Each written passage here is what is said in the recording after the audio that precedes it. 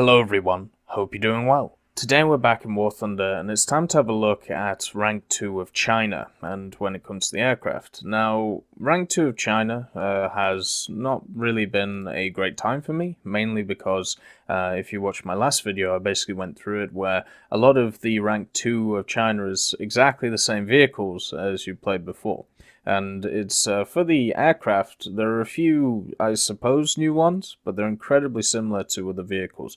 So the Ki 43-3 Co and the Ki 44-2 High, these are just copies of pre-existing vehicles and other trees. You got the P40E1, that's also a copy, and then also the Ki 61, which is a copy, and the Lancia we've had for a while. So it is once again, it's another rank which doesn't have a ton going for it when it comes to being unique, but when it comes to actually good vehicles, it's chock-a-block of them. Like there's good vehicles all over this thing. It's just the fact is it's annoying playing the same vehicles again. One thing that is nice though that the air side has over the ground side is in air realistic, as China, you generally play alongside the Soviets and you face the Japanese. Now what this means is you face a lot of early tier Japanese, and guess what you have in your lineups, or guess what you have as planes? A lot of Japanese vehicles, including the Ki 61, the Ki 44, and the Ki 43. And for me personally, as a person who has played and pretty much spaded all of Rank 2 of the Soviet line, and every so often getting on maps like Zhengzhou or Chengchu, and then other maps which are similar to that, being able to finally use Japanese vehicles against the Japanese and show how ridiculous they are at this tier has been really fun.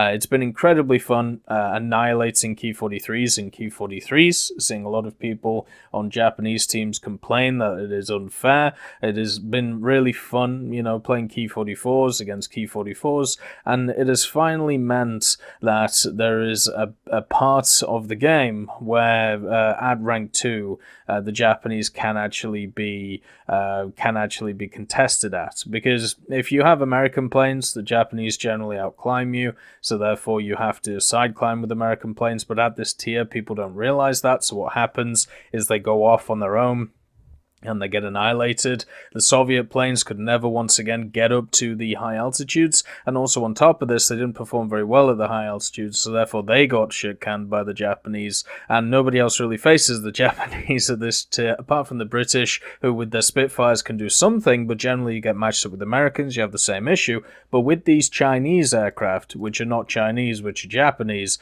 it's been incredibly fun fighting the Japanese, and just absolutely giving them a taste of their own medicine. So let's get into the planes themselves. The first one is a unique one. We have the P-66. This is an American plane, which is in the Chinese tech tree. It has access to two 50 cals and four 7.62s, and overall it's pretty fun. The only problem that it has is it gets overshadowed by the plane before it, the CW-21. If you looked at both of these planes, the CW-21 turns better than it climbs better than it has pretty much the same high-speed performance as it only has two less 7.62s in armament, and when it comes to the fragility of the aircraft, the P-66 definitely can take a bit more of a beating, therefore it's a little bit more useful in ground realistic, but the CW, you can get into so many positions and just not get shot because of the fact that you have crazy rate of climb in air realistic. Then you don't have to,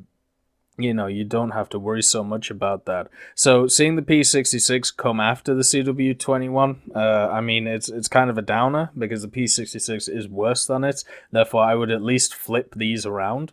But it isn't a bad aircraft. It's a fun aircraft, and it has the capabilities of something like a P-36, which, has decent armament. You can flip it about the air. The only problem is the climb rate. It's a little bit heavy as it goes up. Therefore, I like to use it in ground realistic. The 50 cals have decent penetration. Now, when it comes to the ground belts, 26 millimeters is nothing to scoff at, especially against a lot of the lower tier vehicles. So running it with that 2-3 lineup, with the stuff like the M5A1, the LVTA-4ZIS-2, and the Su-76, or the Chiha Kai, it can work really well. It's a nice little plane for that. But when it comes to air realistic, there's no real point in using it. Just use the CW.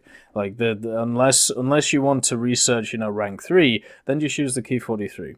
Oh, another thing I didn't mention. So looking at the tree, I played a little bit on past the rank 2, so you can see the research here. You can see the I-16 got a few upgrades on it, nothing major, and the P-47 I haven't touched yet because, well, it's a P-47 and I've already played that at least 5 times in the game. So when it comes to research, after spading these vehicles here, all 8 of them, I was able to research 2 of the rank 3 vehicles. I was able to research the I-16 and the P-47 and about 3/4 of the P-1Y1. So this gave me enough options to be able to push on to rank 3 and be able to start researching some of them. But it would have been nice, research pattern-wise, just to be able to have access to all 4 of these vehicles so I could choose which line to go down. But unfortunately, that wasn't the case. Maybe I could be a little bit more better at what I picked to research, but unfortunately wasn't able to do that. Overall, as I said, would have been nice to research a little bit more, so maybe increase the rewards on the RP a little bit on these, but when it comes to Silver Lions, didn't really have an issue with any of them.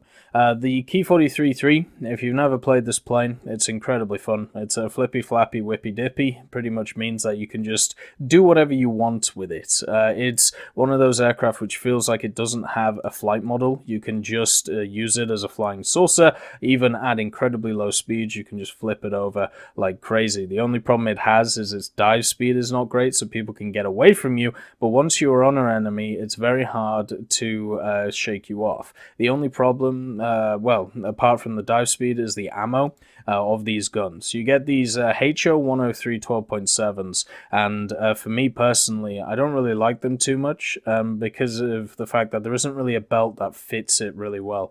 The Universal has 2 tracer rounds in it. The Air Targets has 2 tracer rounds in it, basically. The Stealth doesn't have any tracer rounds, and then the Tracers is just tracer rounds. I mean, it's APT, but it's basically just tracer rounds. So you're pretty limited with this machine when it comes to actual firepower, and you're pretty much hoping to set a fire on the enemy plane. But the actual characteristics to get onto an aircraft, to be able to stick on it and to be able to defensively fly as well, the Key 43 is second to none. It's really fun to fly this machine. It's if you know how to deal with it, though, which is pretty much get away from it and try and set up a position where you can force a 2-on-1, or try and set up a position where you can head on it, then of course you can deal with it. But most of the time, if you're in an actual dogfight, this thing will eat you alive. So it's really fun to fly. The first bomber you get is the SB-2M103U. This is slightly different to the ones that you see in the Soviet tech tree. I'm pretty sure, if I remember correctly, I believe this was one of the ones that was taken out a while back, because I don't have it, and I know I'm missing some. I do have the 103. The 103U, I believe, is just a slightly different performance. It may have just slightly different engines or something like that, because it's got 2 762s and then a dual 762, and then this one also has the same setup. So I believe it's slightly different engines. It's a little bit different in performance, but not a ton. It is incredibly bright when it comes to its camouflage. Would be nice if it was dulled a little bit. And as you can see, like from there, it just, personally, it hurts my eyes. But the SBs are great bombers at low tier. What they have is really good bomb loads, and that's not something you normally find unless you're playing like the French Farman or the NC223. You can get up to, as you can see, stuff such as 2 500s and 2 250 kilo bombs. So you can get 1,500 kilos worth of bombs. You can even take the 3 500s if you want to. So overall, with this machine, the stock ground is a little bit of a pain because you only get access to 6 100s, but once you get this DER33, which gives you access to the 250s, gives you access to the 4 250s, and then the 19 gives you access to the 500s, then you basically just get these here. It's smooth sailing. When it comes to the gun coverage, this is a machine which doesn't have a ball turret on it. It only has an open top here, so it's not great when it comes to its coverage. You can sit behind the tail and batter it pretty well, but but it does have the 2 guns on the front, which can catch people out. And the Shikasas are very fast-firing 7.62s, so therefore they, you can deal with enemies pretty easily with them. And you also get this universal belt, which is all APIT and 1 AI, and also the armored belt, which is API as well. So these are dangerous belts. A lot of fires can be caused by these. A lot of people who are unsuspecting can get killed by these guns, so just be careful against them. If you want to know where to attack this thing, you attack it from straight above, or you attack it from this angle here, where it doesn't have guns on targets, or directly behind the tail. So there are areas to attack it from. It also doesn't have any armor on the engines, and once it's imbalanced, it can kind of stay in the air, but not too well because of these M103A engines. So good bomb load. You can throw it around the sky a little bit, which is nice as well from a bomber point of view. It's got pretty good armament, but not the best. Overall, it's a good solid bomber. The next vehicle we have on the list is the P-40E-1. This is the Kitty Hawk. It's exactly the same as the American one. There is nothing different. 6 12.7s. Actually, no, there is a difference, and this actually makes it worse. So one of the really nice things about the American Kitty Hawk, if you've never flown it, is the E1, which is this one. It has a ton of skins. It has an absolute ton of skins, including a Thunder League one, which is really cool. It has the Dynamite skin. So you have all of these wonderful camouflages that you see, and they're just not present on the Chinese one. So therefore, it's like, well, why should I grind the Chinese one unless it's for ground? But then it's a 2.7, so it doesn't really fit in a great lineup. But as you can see, yeah, there's just a ton of lovely skins here. So I'm really glad that I can show them off to you. If you've never played the P40, make sure to do it just to grind those skins out, because it's probably one of the most skinned planes in game. Then this one is not that. This one just gets this green skin with, of course, the decals on it, and it's an okay plane. It's a mid-altitude fighter at 2.7. It gets eaten by high-altitude fighters, but it's good against stuff like Soviet planes. It's good against American planes. Against Japanese planes, it just gets eaten by zeros. So therefore, it's okay in certain matchups, but it's really bad in others. When it comes to a ground realistic point of view, it does get access to quite a decent amount of bombs, 2 100s and a 500. The 100s generally don't do too much damage, but that 500 is really nice. And because of its low altitude capabilities, this Kitty Hawk can kill a lot of planes around the place. It can keep the battlefield safe. So I actually think it's pretty good in ground realistic. In air realistic, though, it has too many disadvantages because it's kind of like a jack of all trades, master of none. It has okay rates of climb, not the best. Good war emergency power, though. Has very good guns, but it doesn't have the best turn. It doesn't have the best dive. So when you come up against those planes which do have the best of those things, and you come up against a pilot who knows how to use those things, you just sat there and there's nothing you can do.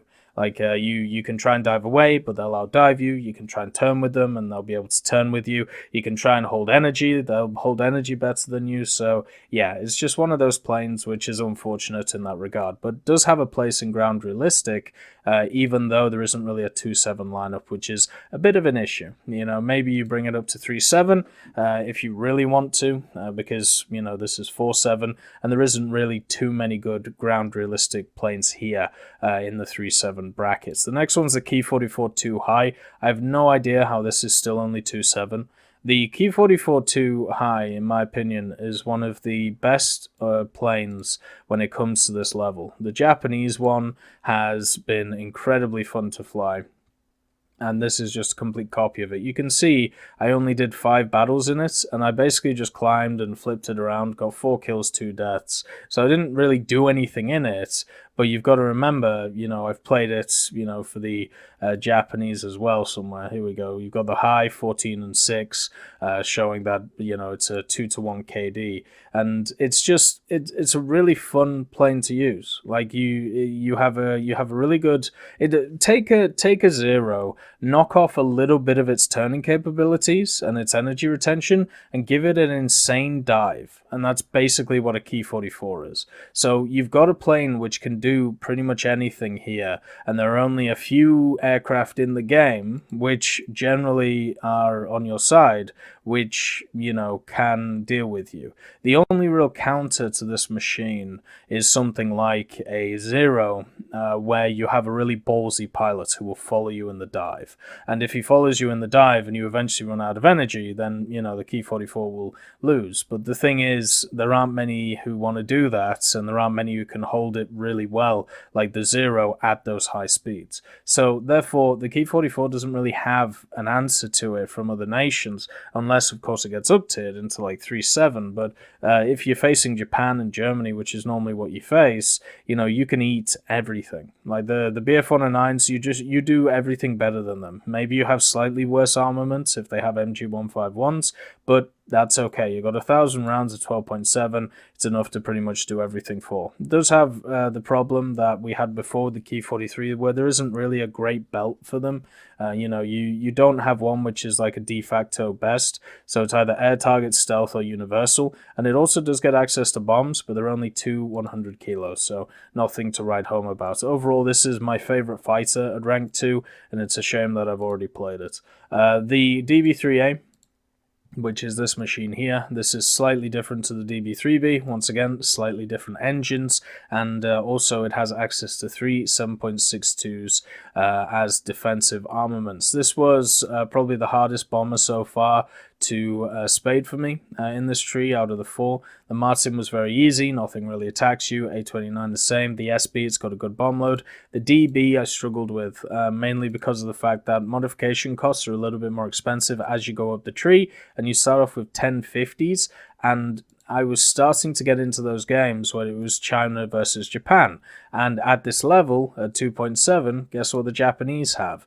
The Key 44s. The Key 44s were hunting me. They were loving it. The Key 61s were also hunting me, and stuff like the N1Ks were a little bit far behind. So this machine, the Chinese machine, the DB3A, definitely was a little bit more of a struggle than the other bombers, just because of that fact. I felt like they knew where I was going, they had the climb rate correct, and this one's a little bit slower compared to its BR, compared to other machines. So bit of an issue for the DB3A. Once it gets upgraded though, it has a crazy good bomb load, you know, 2 500s and 1000. The problem is you can't knock out 2 bases with that though. You can only do, you know, basically 2/3 of 2 bases, so it isn't as good as it looks. And also, if they change bases and stuff, which they might do, you know, then you're going to have a few more issues. So it looks good, and the bomb load itself is pretty good in ground realistic if you can get it in,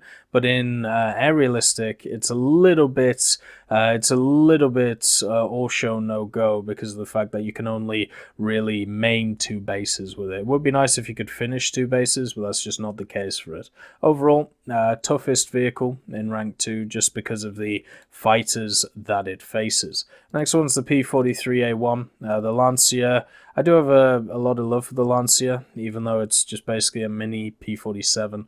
It doesn't have the engine capacity of a P47, but it does have the firepower for its BR, the 2.7.